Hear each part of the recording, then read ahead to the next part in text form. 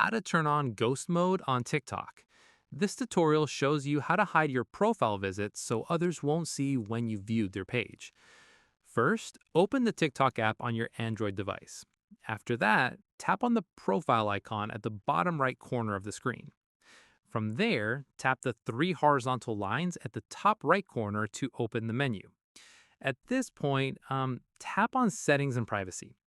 In the next step, tap on Privacy.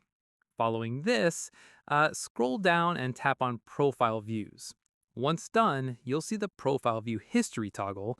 Tap it to switch it off. From here, TikTok will show a prompt letting you know that turning this off means you also lose the ability to see who visited your profile. At this stage, tap Turn Off to confirm. After this, go back to the home screen and use TikTok as normal. Your profile visits are now completely hidden from everyone. Finally, if you ever want to turn ghost mode back on, just follow the same steps and toggle profile view history back on.